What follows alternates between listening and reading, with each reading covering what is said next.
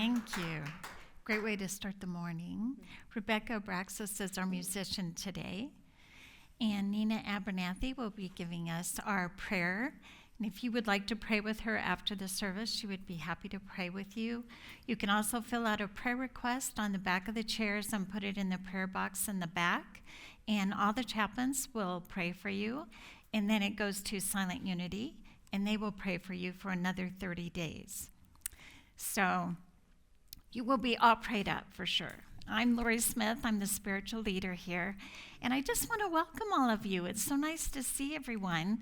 And just know that we appreciate you being here, and your loving energy will make this service just so special today. So thank you for being here. Oh, we're going to do our statement of faith. Please join me. There is only one power and one presence in the universe and in my life, God, the good, omnipotent.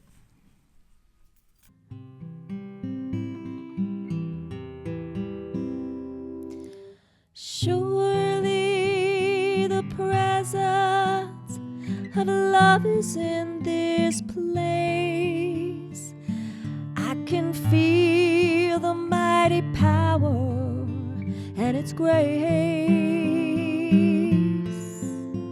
I can hear the brush of angels' wings. I see glory on each face. Surely the presence of love is in this place.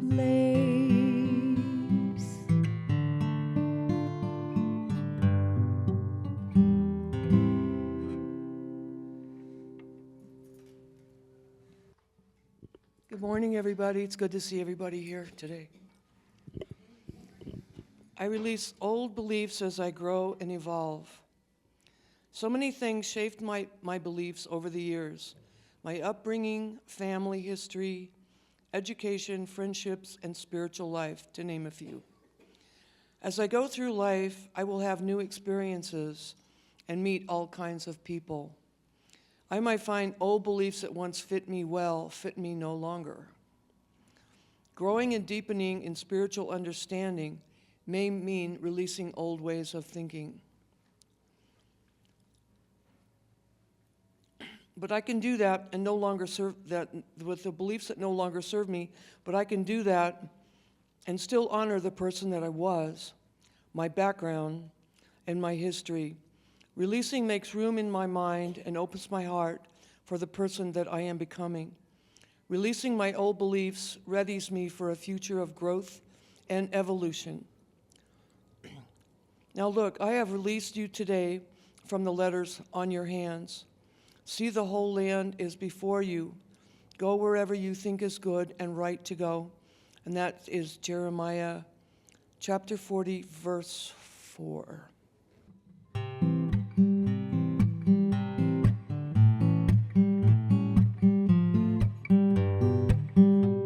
I'm open to the joy. I'm open to the joy that lives in my heart. The stories in my mind that I tell begin to cast a spell. Makes a web that can hold my life tight. Keeps me from what's bright. I'm open to the joy. I'm open to the joy that lives in my heart. Ooh, ooh, ooh, ooh, ooh, ooh, ooh, ooh, yeah. Change my story, change my mind, change it all that I feel fine. Make a choice, make it real, look at life's ever-changing deals. I'm open to the joy. I'm open to the joy that lives in my heart. Yeah, yeah, yeah, yeah, yeah, yeah, yeah, yeah, yeah, yeah. Open to the joy. I'm open to the joy that lives in my heart.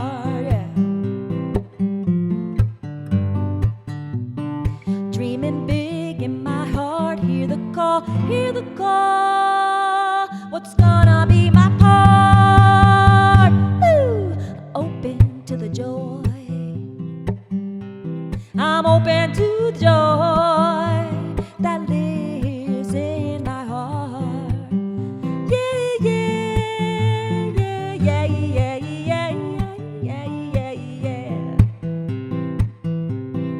Open to the joy. I'm open to the joy that lives in my heart.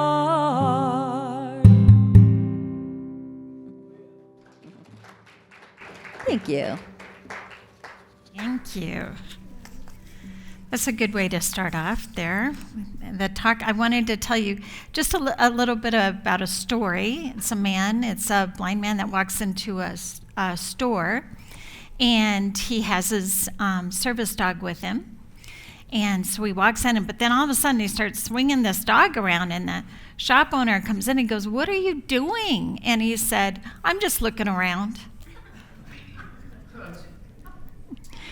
All right, so today we're going to talk about sacred sight. And to me, that is seeing things from a higher perspective, a higher consciousness. So I just wonder how many of you have ever driven a vehicle that has the stick shift? Ever had that? Oh, a lot of you have. Okay. That's one of the first cars I learned to drive, actually.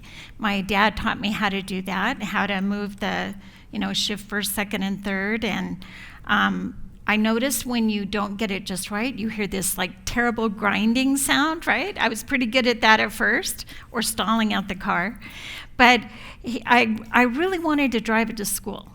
And I really wasn't ready, but I really wanted to drive to school. And I wasn't that far, and I stalled it out several times. I've got the grinding sound going.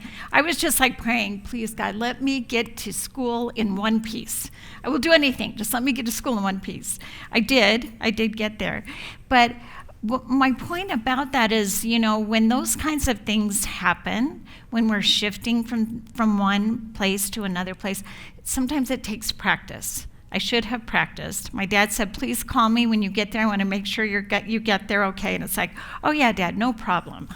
But I think that it's really important that we realize when we do some things, we really need to focus our attention. I absolutely needed my attention in one place, driving that new stick shift. But when we do that, we can move forward with better efficiency when we've had some practice and we have our attention where we need it to be. So today is actually the first Sunday of Lent, and we did have some booklets in the back, but I think quite a few people are enjoying them. So we ordered some more. We should have those by next Sunday. And what I really like about it, each Sunday I'll choose the topic they have from the Sunday that's in the booklet. And they also have these really great little pieces in between that talk about some things you might want to give up for Lent, like complaining, like being rigid, just a variety of topics. But then they also talk about what can you fill that with. And this week it talked about rigidity, being just like it has to be my way, it has to be this way. And when we get into those kind of mindsets, it can make our life a little bit difficult. So it says to give that up and fill that with flexibility. So be with your heart open and soft and willing to kind of move with what comes our way. What's really interesting to me is that there's so many things in our faith. We talk about softened heart, and we had a Hare Krishna come on Friday night. Actually, several. They did some music for us. We had some great conversation about our faith. And then we had a feast. They cooked a feast for us, and we had dinner together. But one of the things they talked about also was a softened heart. And then another night I came. We have Buddhists that meet here a couple nights a week, and I came to their service, and they talked about a softened heart. And it just really reminded me how similar we are in so many of our faiths. If we just keep our heart open and listen, I think we'll find that there's so many people in this world that we are alike and similar, and we can get along really well. So today's story is actually about one of our greatest spiritual gifts, and that's our capacity to shift our perspective from things that are happening in our world to a higher consciousness. And the sacred site, to me, is seeing the divinity within ourselves and within each other and how God sees us. So Jesus said, I am in the world, but not of the world. And this is the idea that we are in this physical world having a human experience, right? We talk about that a lot, but we are not of this world because we are spiritual beings. We have the capacity to shift this attention between these two worlds. And we can draw our attention away from earthly experiences, even if we're having a challenging situation. And we can envision and align ourselves with a higher good. So one of the things I want to talk about is knowing thyself. When we're aware of our thoughts and our feelings, it leads to our knowledge about ourselves, and we are consciously choosing whether we want to engage with these thoughts and feelings or we choose not to. We can observe them like clouds flowing by. We talked about that in meditation, actually. Just you can observe them. You don't have to engage with them if you choose not to. But it all begins when we pay attention. Like sometimes I know if I'm doing a task, I may not even think about washing the dishes, right? You're washing the dishes, maybe you're planning something, but you're not really present. So being present and paying attention to those thoughts is really the beginning. We can, sometimes these thoughts are pretty random. Do the laundry today, got to go to the grocery store. Sometimes these thoughts are very complex. What are my spiritual gifts that I have to offer for sacred service? What is mine to do? So they can vary. Research shows us that we have about 6.5 thoughts per minute. So it's a lot of thinking going on there, but also a lot of mind wandering. I don't know if you've ever noticed that, but you get off course, a current activity, and it actually happens to a lot of people when they're involved in different activities, and according to some research anyway. So this happens sometimes when we complete a task and realize that during that time, we just weren't paying attention. Our mind might have been solving a problem, or sometimes we're even ruminating about something that happened yesterday, and it's going over and over in our head. So really, what I really hope that you do is you take a moment and just observe and think about what's going on in your thoughts. We are able to take control over our thoughts and feelings through the 12 powers of man. Our co-founder, Charles Fillmore, studied disciples of Jesus and found that certain spiritual qualities seem to be realized in each disciple, but then he realized that we also embody those spiritual qualities. So the power of power is one of those spiritual qualities, and it's sometimes called the power of dominion or power of mastery. It allows us to control our thoughts and feelings in order to move into a higher consciousness. Our powers operate at their highest essence when we use them at that elevated level of consciousness. And then so you might think, so what are we supposed to be focusing on then, right? What is the target for us? So Paul tells us in Philippians 4:8, which I love, one of my favorite scriptures, finally, brothers and sisters, whatever is true, whatever is honorable, whatever is just, whatever is pure, whatever is lovely, whatever is commendable, if there is any excellence, if there is anything worthy of praise, think about these things. And that's really important. What are we putting into our head? What are we moving around that's going on in there? Because that really affects our consciousness, and our thoughts affect the words that we speak, which are very powerful, and it also impacts our actions. So every word we speak is charged with energy. The character of the energetic charge is determined by the consciousness of the speaker. So to use this power at the highest, most elevated level, be diligent in using positive words with others. We can focus our attention on what is going well, noticing the divine in others, and look for solutions rather than dwelling on problems. Another aspect of this power is self-mastery, which is our capacity to guide our thoughts, words, and actions in integrity with our true essence. This is when we respect ourselves, when we respect others in our relationships, and there are times when others may not show you that same respect and may be unthoughtful about your time, your plans, your preferences. You may have noticed that on occasion that happens. And I don't think people do it to really be mean or cruel. It's just they have a lot going on in their head too, right? But we notice these things, and we can use this power, a power of self-mastery, to boldly, honestly, kindly assert ourselves and speak our minds rather than holding that in and feeling disgruntled or having those hurt feelings. It's better to speak up. I used this power actually many years ago. There was a person who was quite a bit of inappropriate behavior. I'll leave it at that. But I was thinking to myself, that is about them, and they do not have power over me. And I actually had to remind myself that several times, because at first there's kind of a reaction when people are behaving that way. But I just wanted to guide my thoughts and words and action with love and integrity. And actually it changed the dynamics of that relationship, because we were both invited to an event.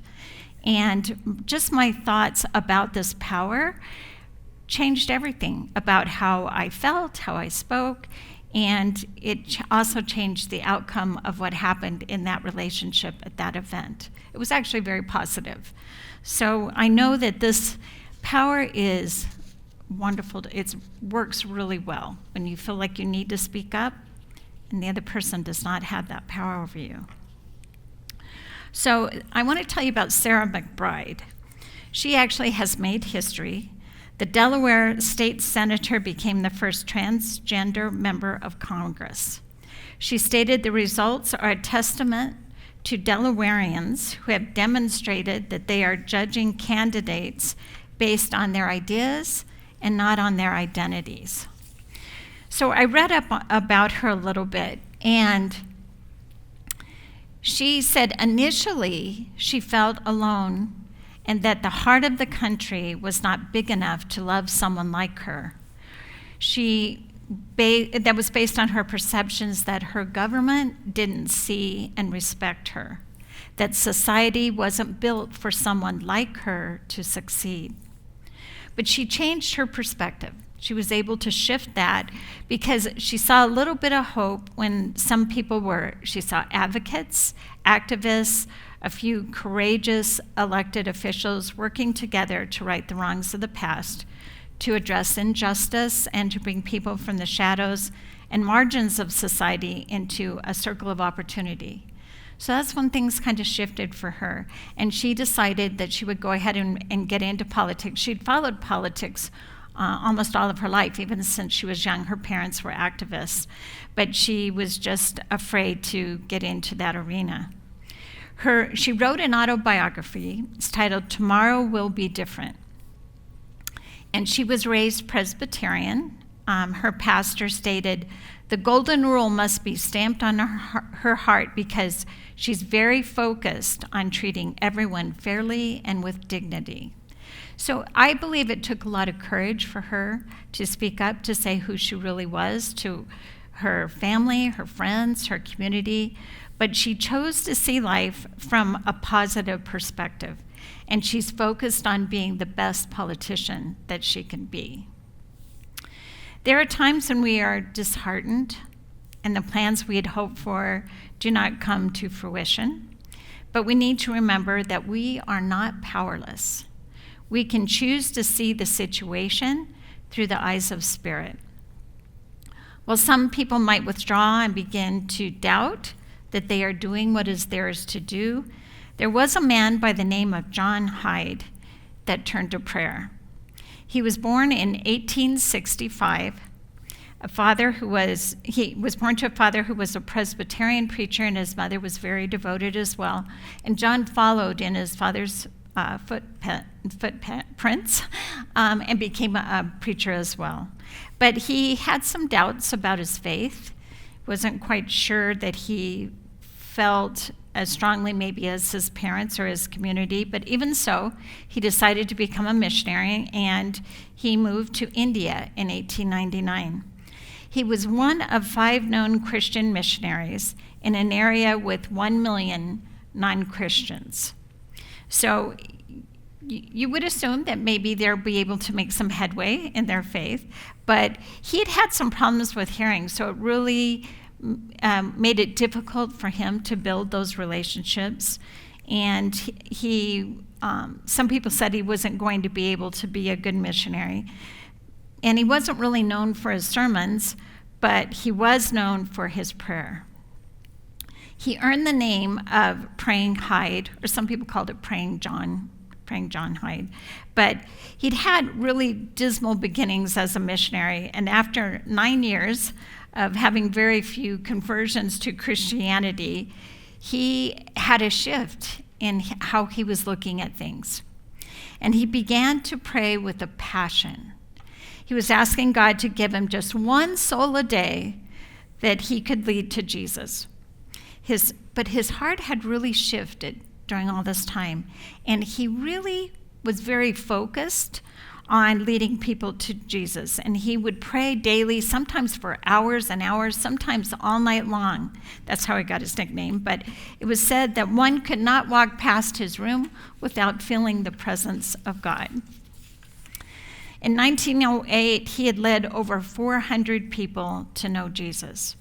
And in 1909, he prayed for 2 souls a day that he could talk to and bring to Jesus. And he doubled his prayer time. And by the end of the year, 800 people had come to know Jesus. In 1910, he prayed for 4 souls per day. And his prayer was answered. 1,600 people came to know Jesus. And lives were being transformed. The churches were filling up. And a revival swept across India. And they said in the material that I read that not only it was just everybody was noticing that all of a sudden things were changing. And several of the missionaries were also noticing that because a lot of people were coming to them and getting to know Jesus. But John Hyde had shifted his perspective. He prayed with passion, he changed lives, and you wonder what might happen in our world if we all prayed with such devotion and passion.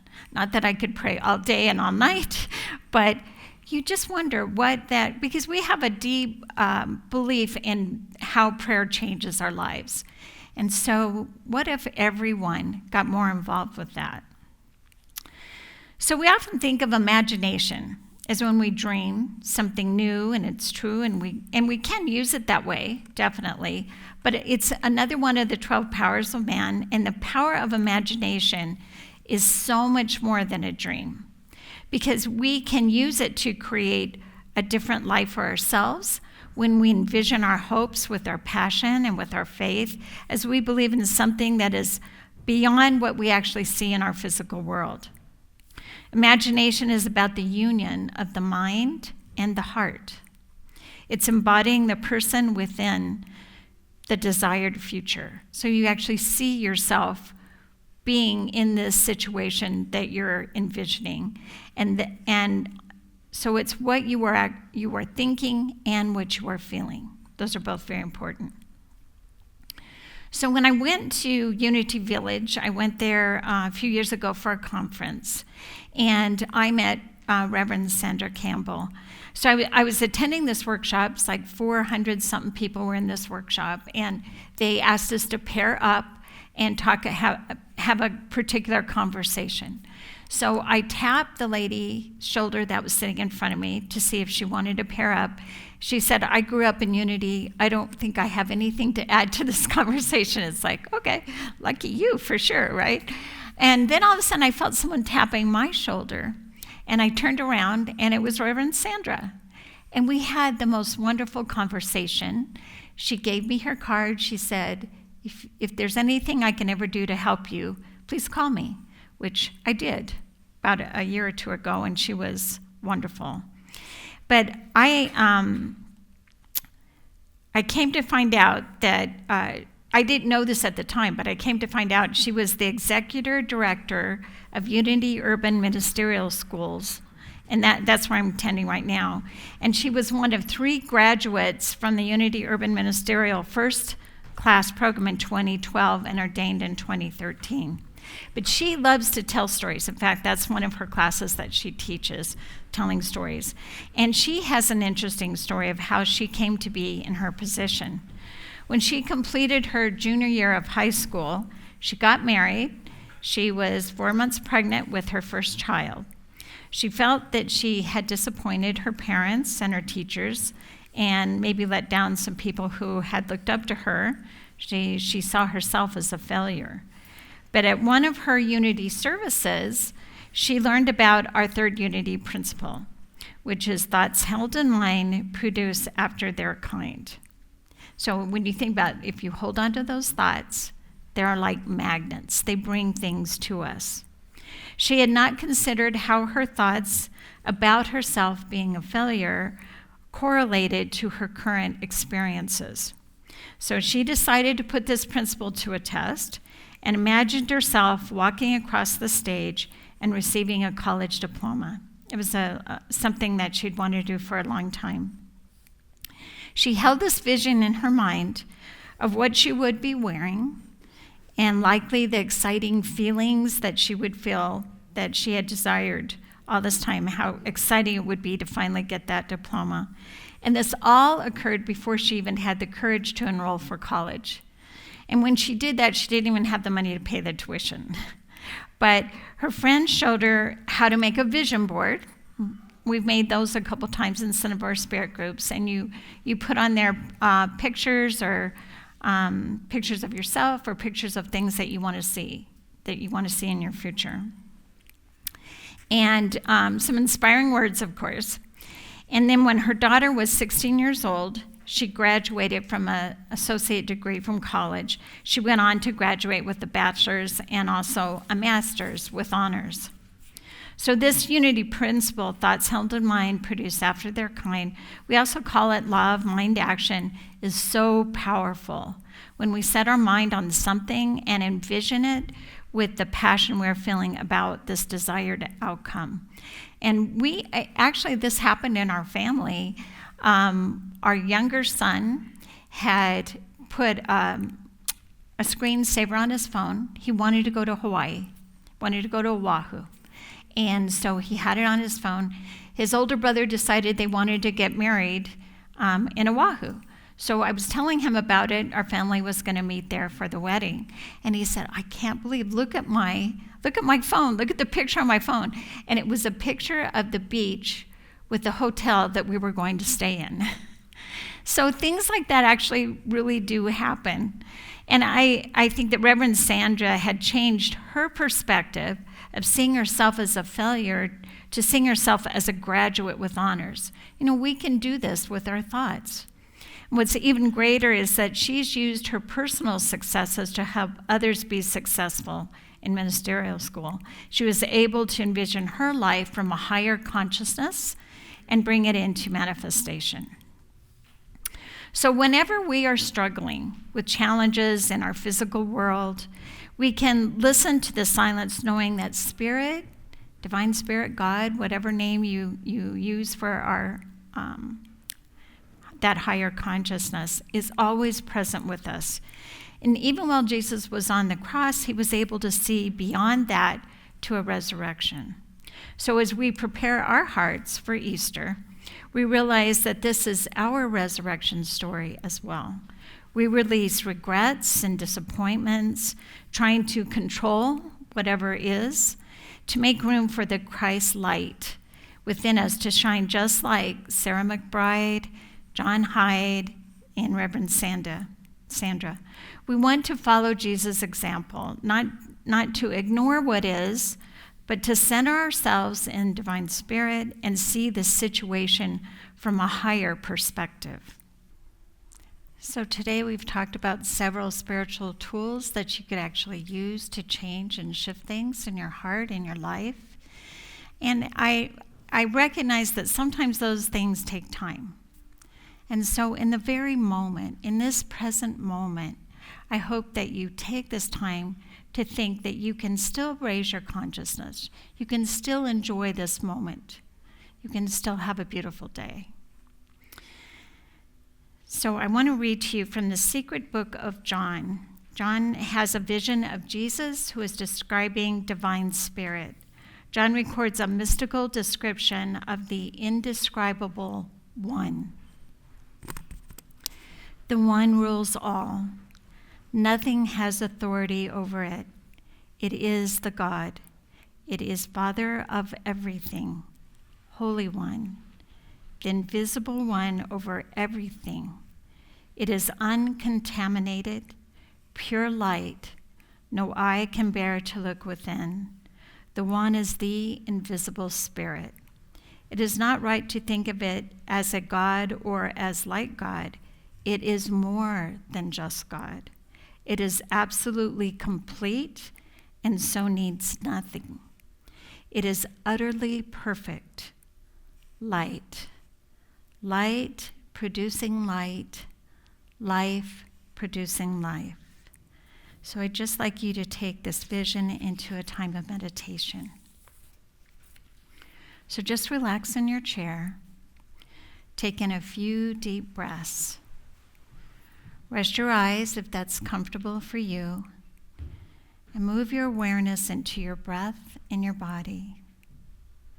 Releasing and relaxing any muscles that are not needed right now.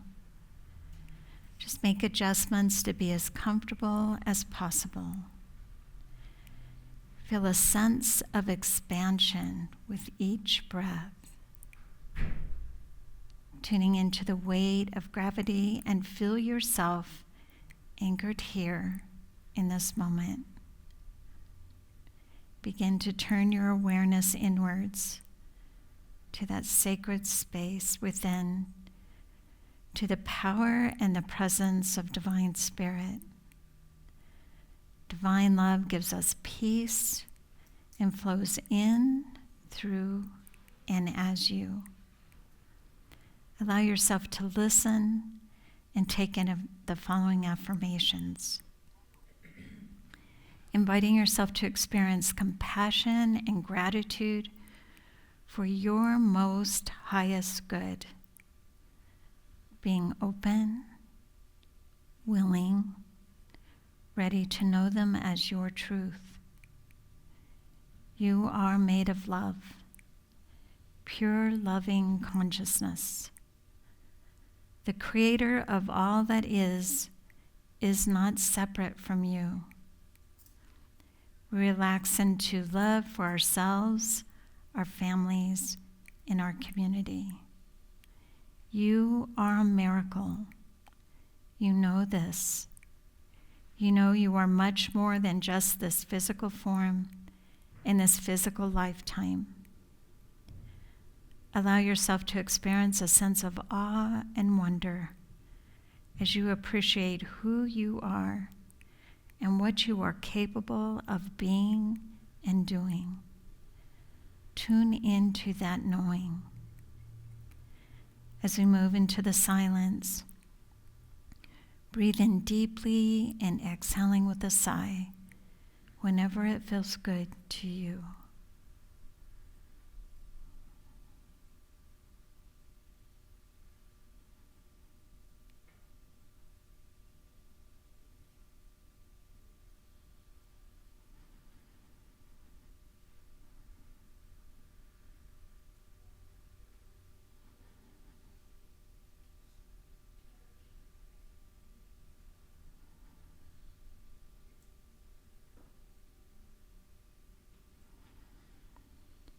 As you begin to return to the sanctuary, feel the holiness of who you are. You are loving, stable, kind, and infinitely wise. You can begin to move your hands and feet as you hear the sounds of the room Let yourself feel a sense of warmth and peace and comfort. We are so thankful for this time of just being with Divine Spirit. And so it is. Amen.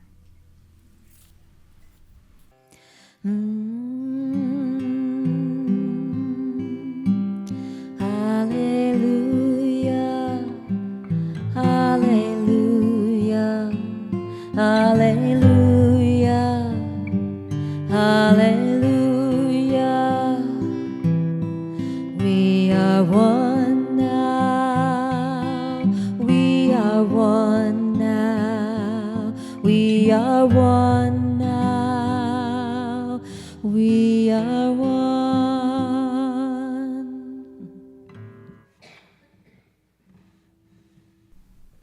So now's the time for our offertory, and just know that we appreciate anything that you donate to Unity on the Avenue. It's used to cover our costs, but also we donate to other nonprofits, and we appreciate everything that you give, not only financially, but I know many of you volunteer time with our community, and I just very much appreciate everything that you do for our church and our community. So thank you for that. Please join me in our blessing. Divine love through me blesses and multiplies all that I am, all that I have, all that I give, and all that I receive.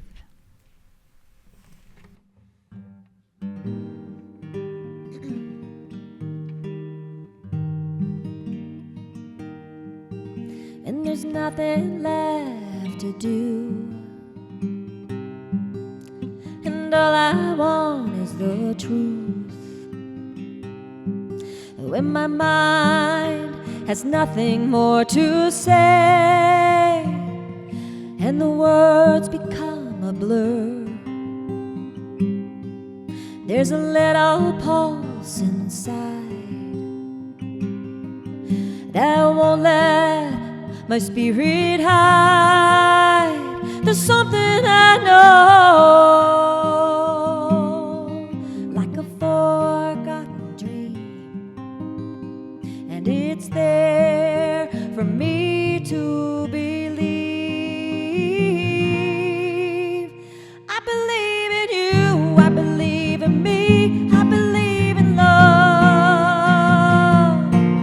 I believe in you, I believe in me, I believe in love, and I believe in what's to come. When I start putting me down, my body cringes at the sound, and I forget what is real, and I berate all I've built. There's a little pulse inside that won't let my spirit hide. There's something I know, like a forgotten dream, and it's there for me to believe.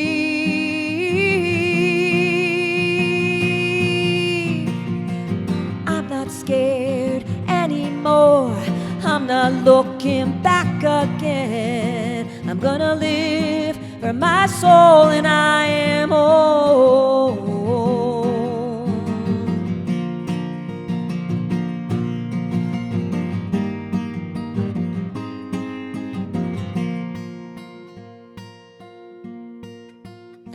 Well, there are words that help me live more than I thought they could, and there are words that cheapen my darkest moods. Which one would I choose? No more picking the ones that lose. There's something I need, and it's as simple as a word, and it's there for me to believe.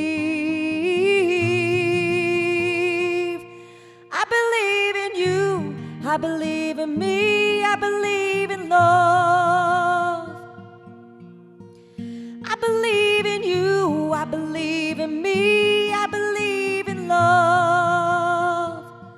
And I believe in what's to come.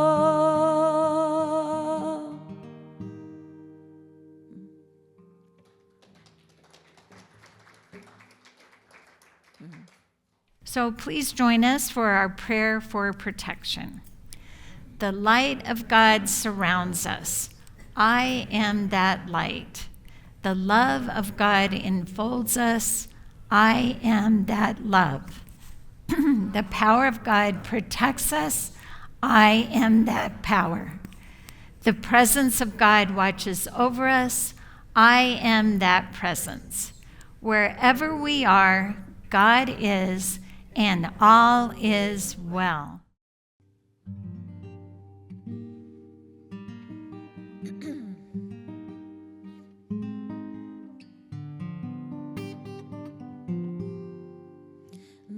A lot's going down today. Keep loving, keep giving. This may take some forgiving. Don't let them take your power away. No, sorry, I'm losing my voice. We can change the world with just one loving thought. We can light each other's way with the love we've got. We've just got to stand up, stand tall. We've just got to rise up and hear the call. We can change the world, change the world.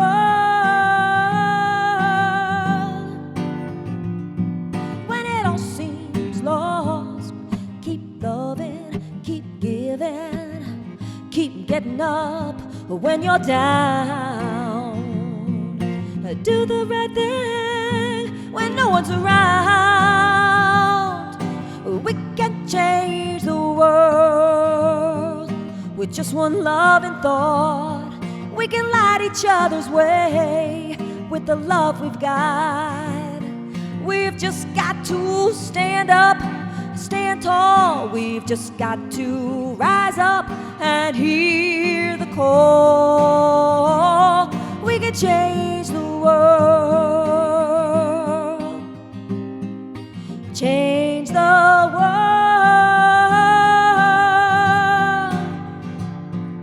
When that day comes for my soul to be freed, I wanna know that I put love and peace into destiny. We can change the world with just one loving thought. We can light each other's way with the love we've got. We've just got to stand up, stand tall. We've just got to rise up and hear the call. We can change the world, change the